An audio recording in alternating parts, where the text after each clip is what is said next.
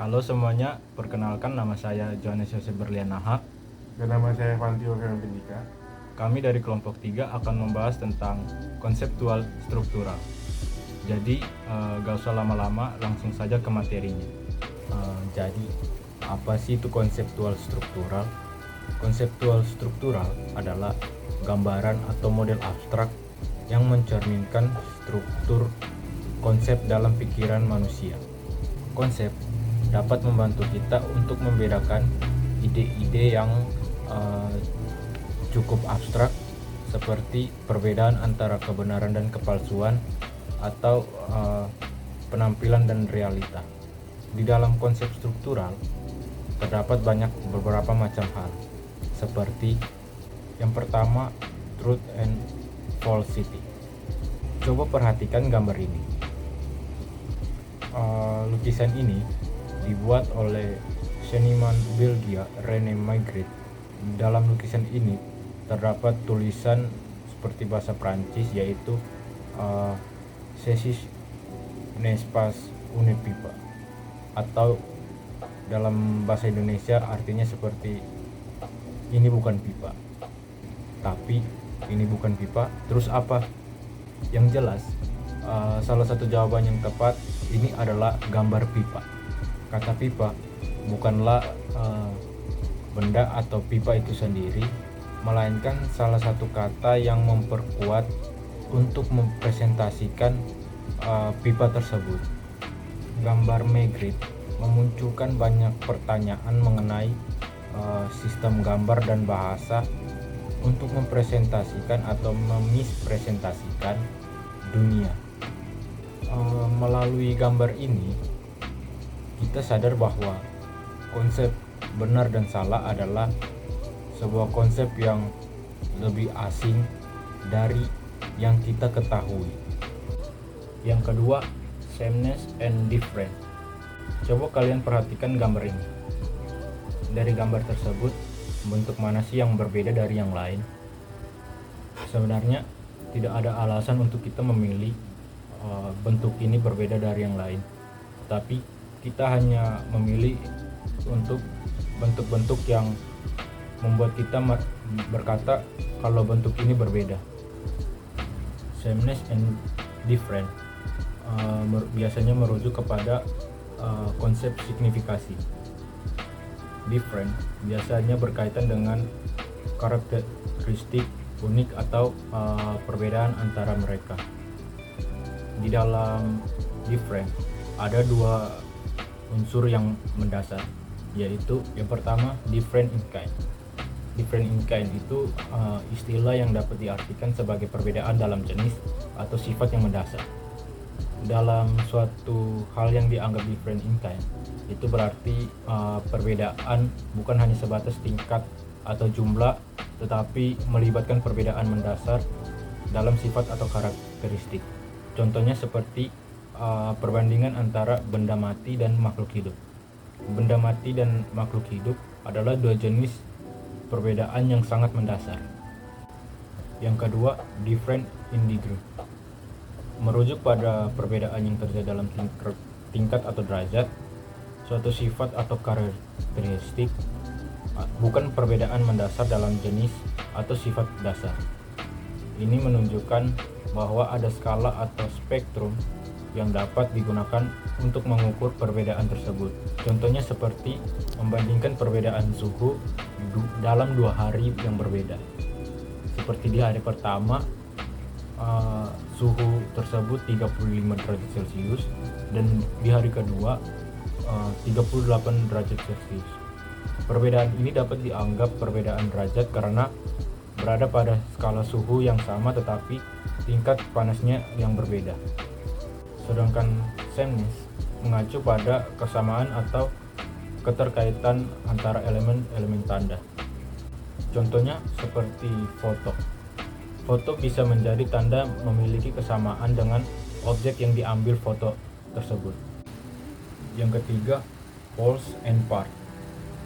Coba kalian perhatikan huruf tersebut.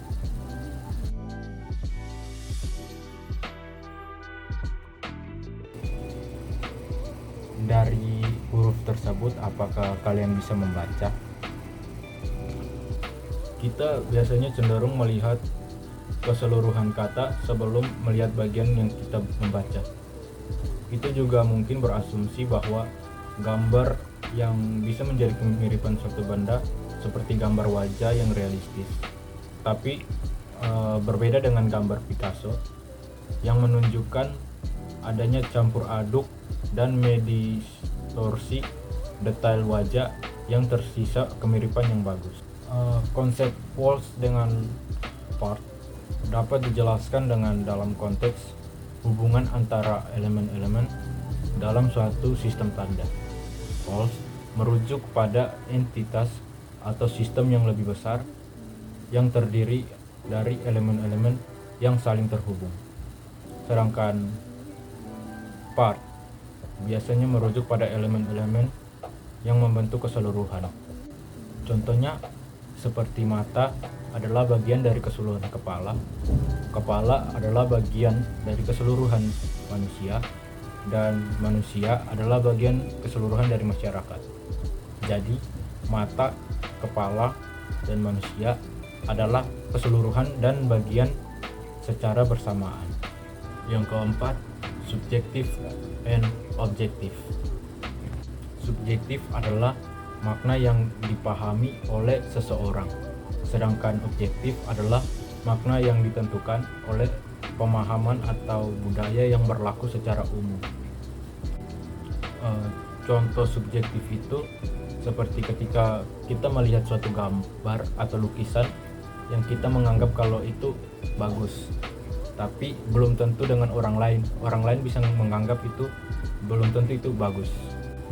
Sedangkan contoh objektif, warna merah itu pasti semua orang berpikir kalau warna merah itu melambangkan keberanian atau mungkin saja marah.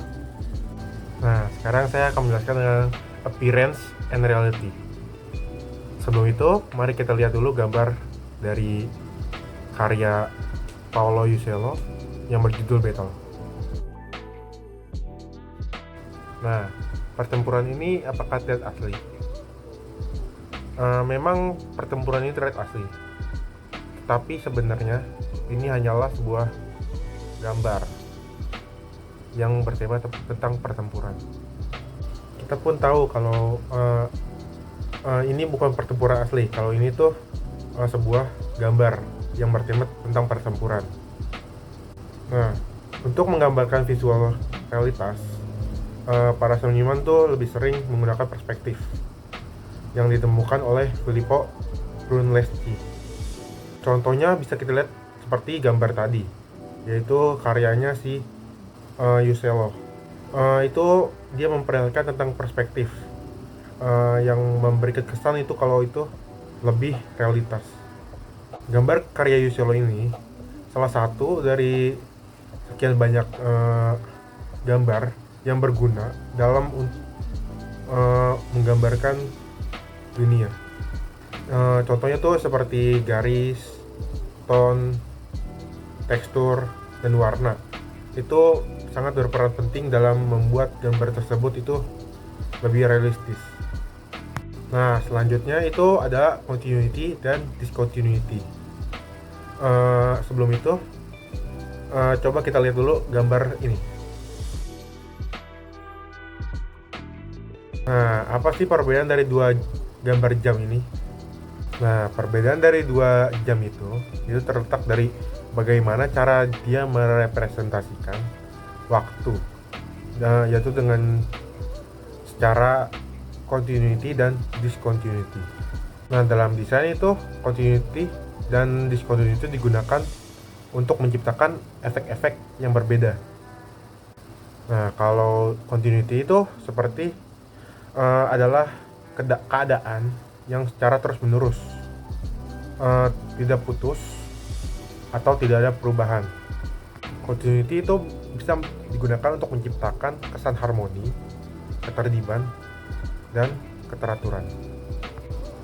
Contoh continuity juga bisa dilihat dari jam analog yang terletak pada jarum jamnya, yang digunakan untuk merepresentasikan waktu. Mengapa jarum jam itu bisa disebut continuity?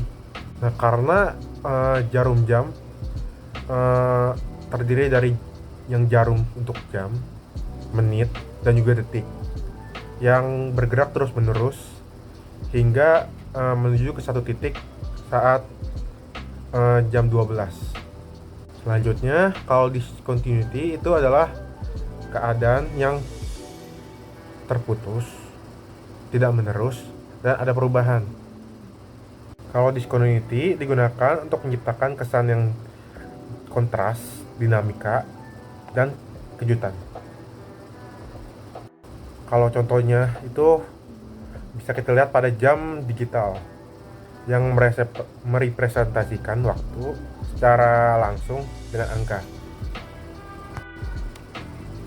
Mengapa jam digital bisa disebut discontinuity? Bisa disebut discontinuity itu karena cara merepresentasikan waktunya yang tidak secara menerus kayak jam analog. Jam digital tuh dia langsung berganti saat waktu berganti. Selanjutnya itu adalah sense and reference. Sense itu adalah makna dari suatu tanda, dan reference itu adalah hubungan antara tanda dan objek. Coba kamu lihat seperti di gambar berikut.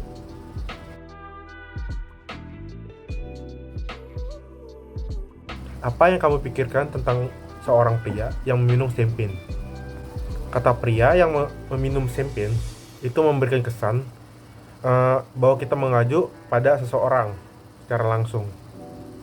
Dan tapi mungkin juga kalau pria yang kita pikirkan yang meminum champagne itu bisa jadi seorang wanita. Bisa jadi dalam kasus ini tidak ada seorang pun yang meminum champagne. Dan juga bisa jadi dari kata pria yang meminum champagne ini tidak tepat, karena dua orang yang terdapat itu hanya sedang memegang dua gelas, tidak sedang meminum. Nah, sense and reference yang kita gunakan dalam tanda pria yang sedang meminum champagne itu karena dengan objek yang sama kita memiliki banyak arti yang berbeda. Jadi dengan contoh itu kita tahu bagaimana membuat tanda dengan makna yang jelas. Selanjutnya ada meaningful dan meaningless. Meaningful itu adalah sesuatu yang memiliki makna, dan meaningless sesuatu yang tidak memiliki makna. Nah, sebagai contohnya, mari kita lihat gambar lampu lalu lintas ini. Apakah ini masuk akal?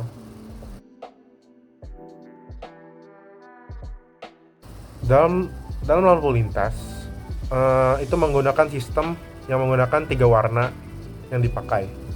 Contohnya seperti merah itu berhenti, kuning itu peringatan atau hati-hati, dan hijau itu artinya jalan.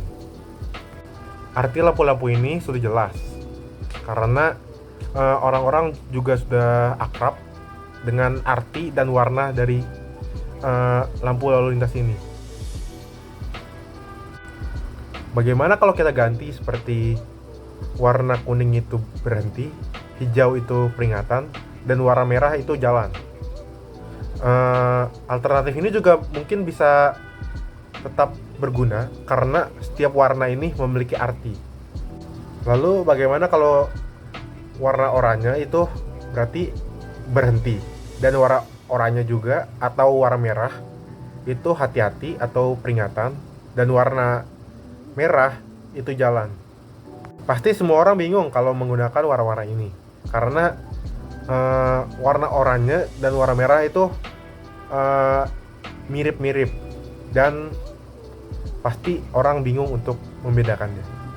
Nah, selanjutnya ada problem and solution. Coba kita lihat gambar ini.